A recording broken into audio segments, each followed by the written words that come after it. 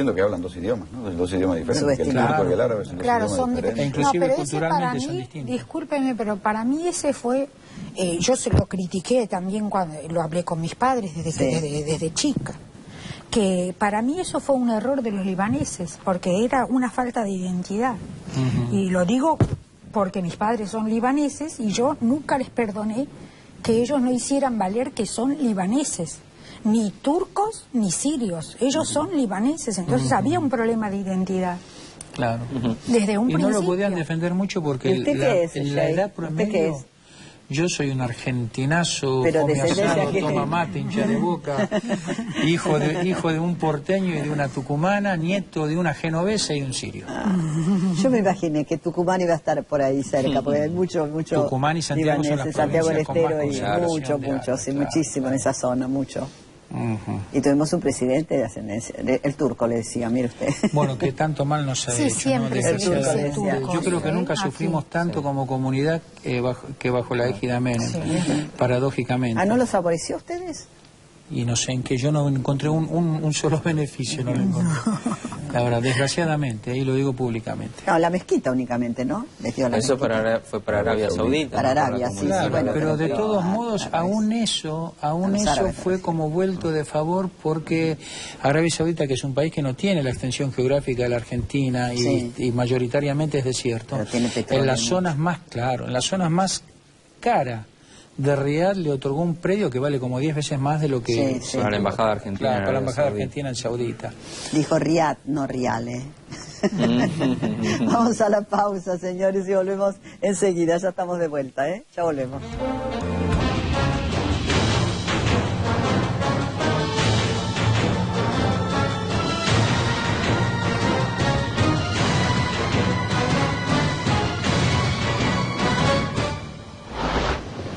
Los radares militares como ese son las que intentan detectar las catiullas antes de que estallen, pero a veces no lo pueden evitar.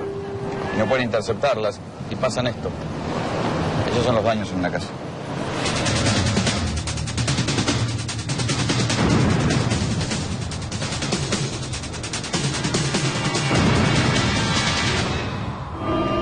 Las catiullas son pequeños misiles que se disparan desde el Líbano y que aquí a Haifa, a unos 60 kilómetros de la frontera, llegan con poca fuerza, pero igual pueden matar en un radio de 5 metros. Aquí cayó uno, hace pocas horas, una catiulla. Las catiullas vienen cargadas de esquirlas como estas, de estas pequeñas municiones. Cuando el misil explota, las municiones se disparan para lastimar gente. Ahí, vengan, por ejemplo, vean cómo quedan los letreros atravesados, como si los hubieran baleado. Es por estas pequeñas municiones que vienen dentro de la catiulla y que provocan eso.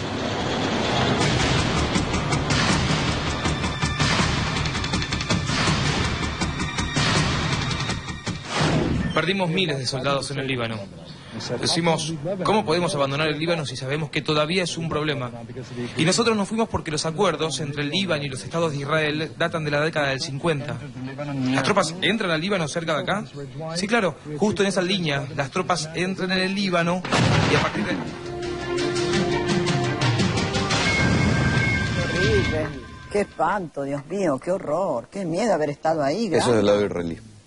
Ay, qué horrible, qué espanto. Me parece en un momento espantoso. dado íbamos manejando qué horror por la ruta del norte de Israel. Gracias. Y claro, también es un paisaje de colinas, el mismo paisaje que del lado del Líbano. De pronto miramos hacia abajo, en una hondonada, y vemos tanques del ejército israelí.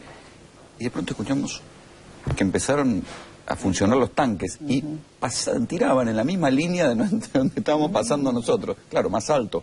Pero uno en el primer momento, cuando escucha el tanque que suena abajo, dice, me están tirando a mí. Bueno, no, tiraban para el otro lado. Terrible. Recién estábamos comentando en el corte con Juana que buena la actitud de la presidenta Bachelet, la doctora Bachelet, la presidenta de Chile, que, bueno, evacuó... Que decidió fue una enviar el decisión de avión ella, presidencial. Sí, una decisión de ella personal, sí. Mandó el avión de la presidencia... Cuando estábamos desesperados, porque en ese momento se había organizado, Argentina también. Es que Argentina, la embajada argentina en Beirut. El embajador Pico, el embajador, el señor Pico y el señor cónsul Guillermo Nicolás. han estado llamando por teléfono a cada argentino a toda hora. Gente muy solidaria. Ni sábado, no perdieron ni la domingo, calma, ni Noche. Yo los escuché, no los conozco, pero los escuché por televisión y radio, realmente admirable. Admirable su trabajo, ¿no? Como corresponde, pero bueno, lo hicieron. Pero uno imagina siempre, digamos, que un diplomático puro está... cóctel y... Claro, y no, Claro, y es un trabajo, cóctel, ¿no? Porque recepciones, que ahí uno hay se que siente responder y orgulloso conseguir de un su pasaporte país. para alguien que está Sí, desesperado, la sí. gente llega en condiciones Mire lo que dijo desesperantes Juana, que también. Yo me se siente sentía orgulloso, orgullosa de ser orgullosa argentina y lo de su país. decía. Inclusive, ¿por qué? Porque al principio nos sentimos mal, porque yo trabajo en un instituto español y a mí me llaman de Madrid para decirme, no, tienes que ir con la embajada española. Dice, un avión te va a llevar de Chipre a Madrid. Y yo le decía, sí, pero cada vez que vamos a intentarlo me ponen problemas en la embajada de España. Entonces, bueno, él llamó y demás, pero siempre le decían en la embajada que es poca gente, que no tienen sitio, porque muchísimos españoles, había 800. ¿Evacuaron a todos? Para evacuar.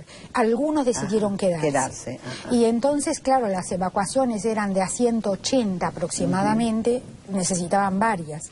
Me consta de tanto la embajada argentina en Damasco como en Líbano trabajaron en esto, y con todos los periodistas que pasamos por allá fueron muy solidarios.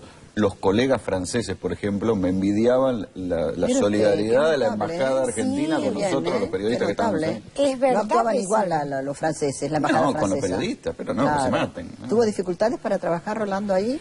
Bueno, sí, creo que sí, sobre todo problemas logísticos. Me refiero a censura y demás. No. Nada. No, lo que sí tuve son muchos problemas con el Hezbollah. ¿Ah, sí? Con el Hezbollah, con uno...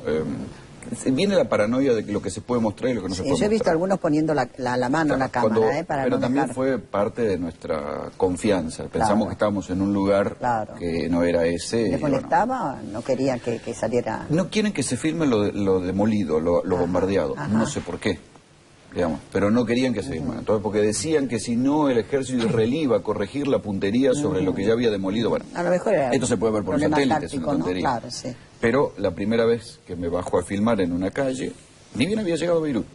Vienen dos señores en una motito, me dicen, no se puede filmar. Bueno, yo ya había filmado, me fui. La segunda vez hice la gran Argentina, digamos, y seguí filmando. Sí. La tercera vez, ahí me dijeron, bueno, filme acá, pero no filme más lejos. Cuando me metí en un barrio a filmar, como si fuera una patota de los militares a tiempo de la dictadura, me cruzaron un auto adelante, un auto atrás. No, se bajaron, no se apuntaron, nos tuvieron 40 minutos encerrados en la camioneta. Qué desagradable. Venía, ¿quiénes son? ¿Qué hacen? Mostramos las credenciales. Me llamaban un superior, y tuvimos mucho miedo cuando nos separan y nos meten en una calle lateral. Entonces dijimos, nosotros recordamos que había varios casos de secuestro de periodistas, dijimos, nos equivocamos de entradas, no vamos a poder trabajar por un tiempo.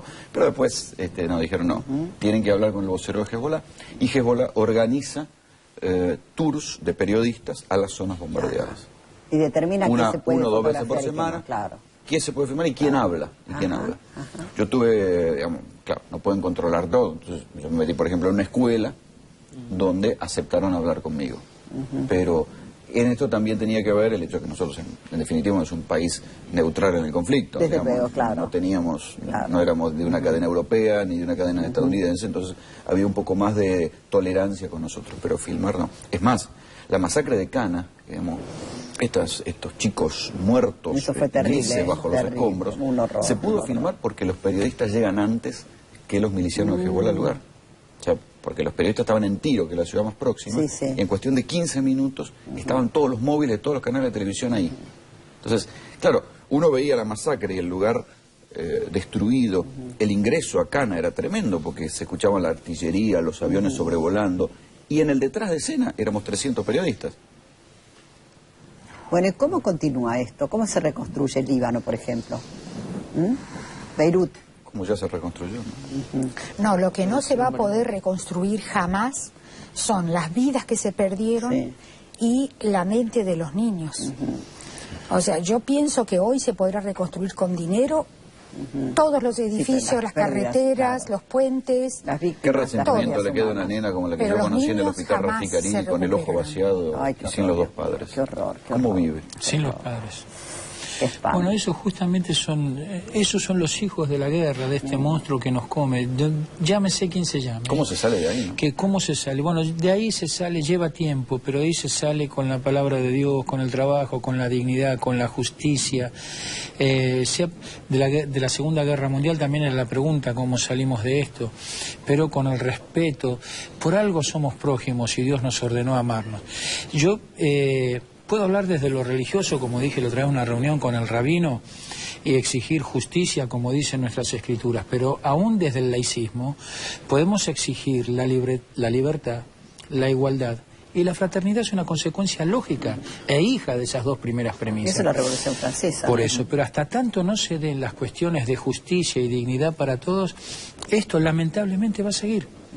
Bueno, de hecho, ¿Usted opina igual, rabino? Yo opino justamente que tenemos que volver a recuperar un plan maestro que se perdió. Sí. No quisiera decir por qué, porque vamos a volver a polemizar, sí, pero la reivindicación del pueblo palestino en términos de tener un Estado soberano que le devuelva la dignidad que el pueblo palestino tiene que tener, es una vocación y una voluntad mayoritaria en Israel y que el Estado puso a disposición, el Estado de Israel me refiero, mecanismos no exitosos aún, pero que deben retomarse porque no es la guerra la que va a traer la solución. Hay una conciencia, me parece a mí, cívica y ética.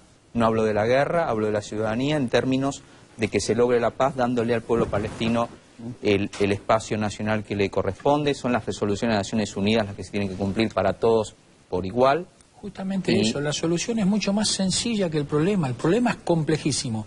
La solución está en cumplir resoluciones de Naciones Unidas. Pero para poder hacerlo... Ya no hay disputa geográfica. No, pero ahí está el punto. Hay algunas diferencias, pero hay dos escenarios que a mí me parece que no podemos soslayar. Un primer escenario, volviendo a la conversación anterior, es, con todas las diferencias que tenemos, nosotros no podemos aceptar una posición de la situación de Hezbollah como si fuera el agente con el cual hay una confrontación, ni con quien se tiene que tener una negociación. O sea, cuando hay un grupo, aún teniendo representación parlamentaria, sí, que usa mecanismos de ese tenor, ya sea terroristas fuera de la frontera o de agresión unilateral sin respetar la propia soberanía, porque lo que está claro en este conflicto, que más allá de la adhesión popular de Nasrallah y de Hezbollah, había un Estado soberano que no declaró ni ninguna guerra ni inició ningún tipo de acción. Al mismo tiempo, por parte, digamos, de Israel, hay una ciudadanía que lo que quiere es dividir la tierra para vivir en paz. Y fue, en ese caso, Arafat el que no firmó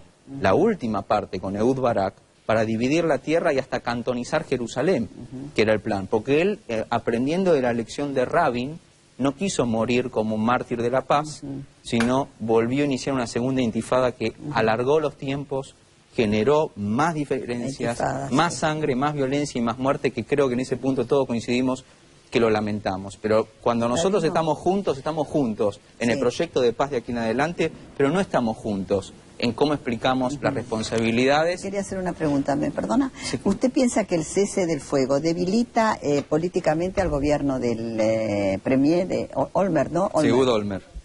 ¿Lo debilita políticamente o no, este cese del fuego? Yo pienso que la guerra ya debilita. Pienso que el cese de fuego es el inicio de una etapa que tiene que conducir en la paz. Y no podemos confundir cese de fuego con paz. Tenemos un largo camino, un largo recorrido para preservar el cese de fuego y lograr una paz que ahí acordamos que tiene que ser justa y digna. La paz tiene que tener que ver con la dignidad de todos los pueblos en la región. Y, por otro lado, no dejar que otros intereses, que no sean propios de la región, sean los que manifiesten de alguna manera su voluntad. En este punto, como se planteaba antes con las identidades, ¿verdad? Árabe, libanesa, judía, etcétera, que Moyen decía es difícil revertir. Yo creo que hoy no solamente es difícil revertir, sino muy difícil volver a posicionar. Yo creo que árabes y judíos son el agua y el aceite. No, pero tenemos un tronco judío islámico. La única guerra que tuvimos acá en Argentina fue la de Precio y en 11. No, acá son centenarias las colectividades y viven en paz. ¿Y usted cree que si Ariel Sharon estuviera en condiciones, habría manejado el conflicto de otra manera? Yo creo que sí. Yo creo que si hubiera sido ¿sí? otra estrategia. No me refiero a que hubiera evitado la guerra, que estaba gravísimo, la hubiera manejado, digamos, diferente. Pero yo creo que a nosotros no nos... Me parece que es un tema, ¿no? Especular desde la Argentina respecto a cómo se tiene o se puede manejar este tipo de situaciones en Medio Oriente nos distancia del origen del problema. A mí me gustaría que eso opinen israelíes, me gustaría que eso opinen geopolíticos, periodistas, etcétera. El otro día salieron piqueteros a la calle, estaban a favor de Hezbollah, ¿no?